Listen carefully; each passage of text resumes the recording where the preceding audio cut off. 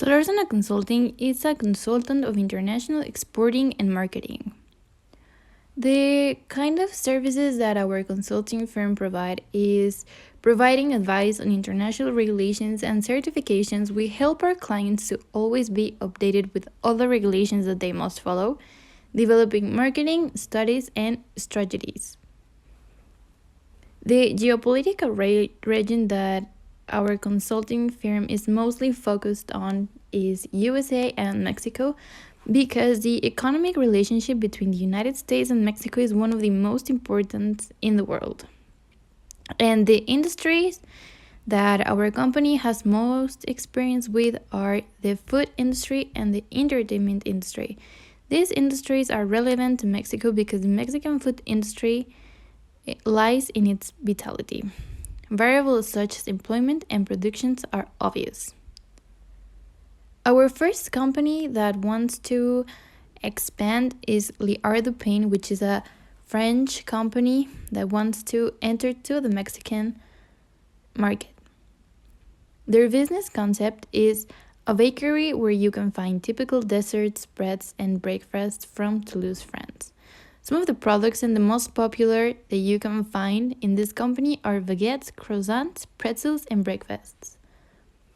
Their business goals and objectives are being an important bakery in their region and had success with their clients. The international strategy for this company is the transnational strategy because the company wants to keep the products and the French style but in another country. So the transnational strategy is the best option for them. Talking about the current Mexican environment, Mexico is one of the emerging countries most open to foreign direct investments. And the Mexican legal system is basically civil law and its norms are codified. Some of the regulations that this company must follow are land use permit, declaration of opening of commercial, operating licenses, and a registration in the Federal Taxpayers Registry.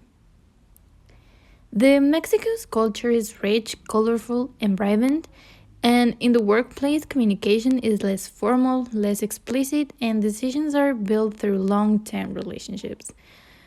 Mexico is a country where family and personal relationships are priorities and very important.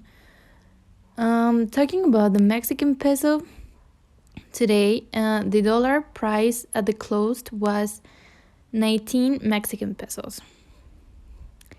Talking about the Mexican employment practices and the minimum wage in Mexico it's 141 pesos per day, and the minimum age to work in Mexico is 18. The Mexico's trade policy details that are relevant to this industry is that we're talking about putting a bakery restaurant, so some of the tariffs that this industry needs to pay in this country are normal, it's 21%. But how it will play out within the Mexican economic system? Well, it can benefit the Mexican economic system because with the entry of this new company to the market, new job opportunities also will arise for the Mexican workers that need job. But how can we use the Mexican legal system and relevant government regulations to our favor? To acquire government permits, license, and authorizations is necessary to proceed to complete certain projects. And in addition, we can take advantage of the trade agreements that have been signed between these countries. So, should this company enter to the Mexican market? The answer is yes. Mexico is a good option because Mexico has 100 million inhabitants, which is a huge demographic bonus, and there are also big chances of commercial development and opportunities to succeed in each selected market. Also, another plus is that the food business in Mexico is highly consumed. I think that in the case of the company, it would be more convenient to first start by regional market, at least for the beginning, so we can see how things go. And if we succeed, we can start thinking to expand to a whole national level. And also between licensing, franchising, joint ventures, I think that the best option for them is licensing. And in case that in the future they have planned to expand the company in a national level, the other option will be franchising. Our second company is a Mexican pyme that wants to enter to international market, and it's called La Antojeria. Their business goals and objectives is to expand the company internationally, starting with the United States, Texas, and setting up a restaurant franchise. The international strategy that we chose for them was the transnational strategy. Their business concept is that the company is a Mexican restaurant where you can find a lot of different typical dishes, beers, and liquors. Their business competitiveness is that as Mexican food restaurants, we have some competitive advantage. For example, since 2012, Mexican food is considered intangible cultural heritage of humanity. So, if we move to a company to another country, it could have success. Talking about the business environment in Texas, well, which is Texas? Because Texas is second for jobs at USA's subsidiaries of global companies. Houston and Dallas are the main financial cities. Its economic system and how it relates to this specific industry in Mexico. The food business in the United States and Texas is very profilable, which is why it's one of the areas most demanded by new entrepreneurs that wants to open food trucks, restaurants, etc. But how can we use their legal system and relevant government regulations to our favor? Well, we have the sales tax permit that means that all retail business in Texas are required to collect sales tax. We also have facilities permit that means that all restaurants have their physical facilities approved before starting operations. But how do foreign direct investments work in this country? Based on numbers of jobs, Texas ranks number 1 in the United States for foreign and domestic investment. Texas is known for welcoming every type of foreign industry of any size. This is a huge plus for our Mexican pyme that wants to enter to this city. And how is the local currency doing? Today, the average US dollar exchange rate in Mexico is $1. But the 1.6 trillion Texas economy is the second biggest in the USA. What this pyme must face, talking about the country's culture and in the workplace, is that they manage an accelerated business rhythm because they think of time as something very valuable, since they believe that time is money. Like Mexican culture in workplace, they think punctuality is very important, and for the same reason, they consider money as a priority, not like the Mexicans that consider always family as a priority. But how we can comply with relevant fiscal and environmental regulations that apply to our client's business is that at least 10 major federal laws deal with protecting the environment and the health and safety of U.S. residents. This is in addition to the multitude of other federal acts. If we want to expand to Texas, there are regulations that we must follow. For example, follow the sanitary regulations from following departments such as the Texas Department of State Health Services and the Department of Labor.